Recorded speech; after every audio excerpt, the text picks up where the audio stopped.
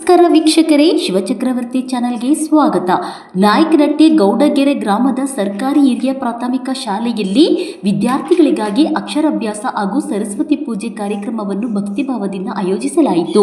ಕಾರ್ಯಕ್ರಮದಲ್ಲಿ ಮಾತನಾಡಿದ ಗ್ರಾಮ ಪಂಚಾಯಿತಿ ಮಾಜಿ ಅಧ್ಯಕ್ಷ ಟಿ ರಂಗಪ್ಪ, ಪೋಷಕರು ಮಕ್ಕಳನ್ನು ಮೊಬೈಲ್ ಬಳಕೆಯಿಂದ ದೂರವಿಟ್ಟು ಪುಸ್ತಕ ಓದುವ ಅಭ್ಯಾಸವನ್ನು ಬಾಲ್ಯದಿಂದಲೇ ಬೆಳೆಸಬೇಕು ಎಂದು ಸಲಹೆ ನೀಡಿದರು.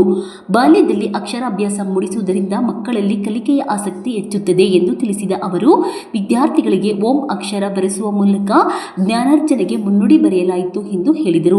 ಈ ಸಂದರ್ಭದಲ್ಲಿ ಮುಖ್ಯ ಶಿಕ್ಷಕಿ ಮಂಜಮ್ಮ, ಎಸ್ಡಿಎಂಸಿ ಸದಸ್ಯರು, ಶಿಕ್ಷಕರು, ಪೋಷಕರು ಹಾಗೂ ವಿದ್ಯಾರ್ಥಿಗಳು ಕಾರ್ಯಕ್ರಮದಲ್ಲಿ ಭಾಗವಹಿಸಿದರು. ವರದಿ ಹರೀಶ್ ನಾಯಕನಹಟ್ಟಿ.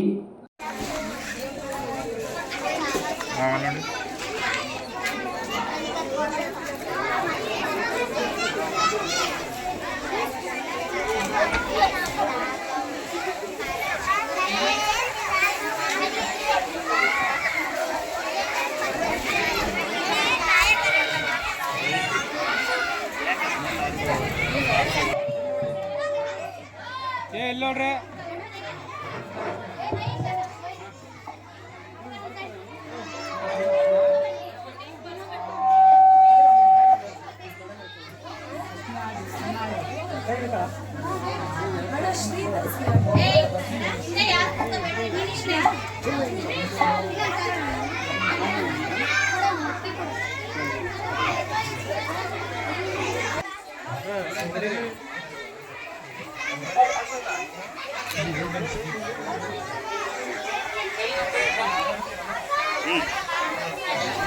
ಕಡೆ ನೋಡಿ.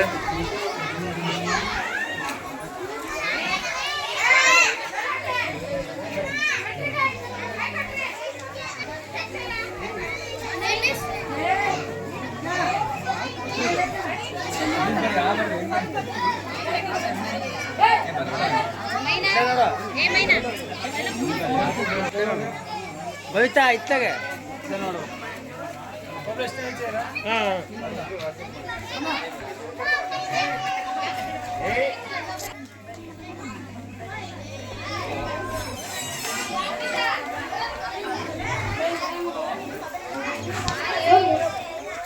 ಓಂಕಾರವನ್ನು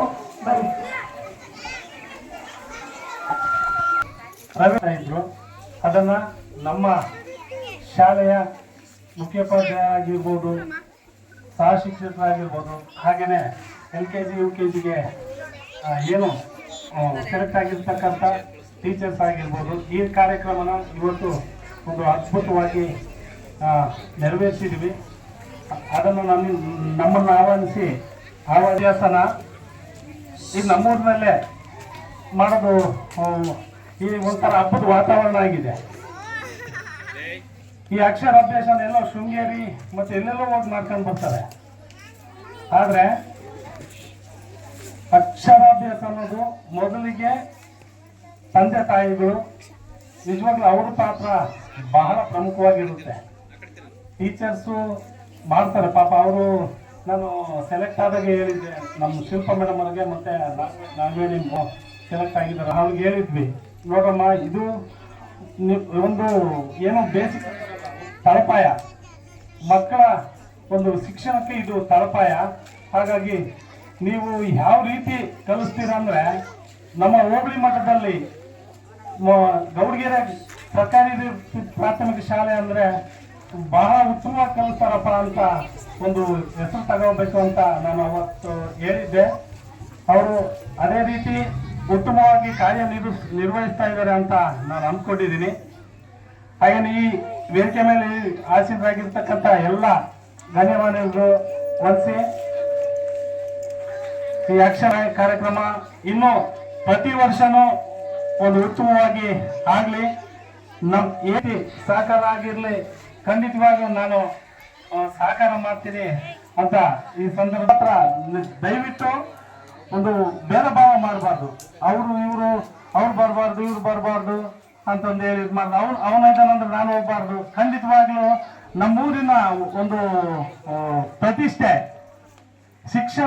ಶಿಕ್ಷಣ ಒಂದು ಕೊಟ್ರೆ ನಿಜವಾಗ್ಲೂ ನಮ್ಮೂರು ಅಭಿವೃದ್ಧಿ ಅಂತ ಸಾಗುತ್ತೆ ಅಂತ ನಾನು ಈ ಸಂದರ್ಭದಲ್ಲಿ ಹೇಳ್ತೀನಿ. ನಮ್ಮ ಶಾಲೆನ ಉನ್ನತ ಮಟ್ಟಕ್ಕೆ ಒಯ್ಬೋದು. ನಾಲ್ಕನಟ್ಟಿ ಹೋಬಳಿಯಲ್ಲೇ ತೋರಿಸ್ಕೋಬಹುದು. ಆದರೆ ನಮ್ಮ ಪೋಷಕರಿಗೆ ದುಡ್ಡು ಜಾಸ್ತಿ ಆಗಿದೆ ಅಷ್ಟೇ. ಏನಂದ್ರೆ ನೋಡ್ರಿ, ನಾನೊಬ್ಬ ಟೀಚರ್ ಆಗಿ ಹೇಳ್ತಾ ಇದ್ದೀನಿ. ನನಗೆ 3 ಮಕ್ಕಳು, ಶಾಲೆಯಲ್ಲಿ ಓದಿಸ್ರಿ.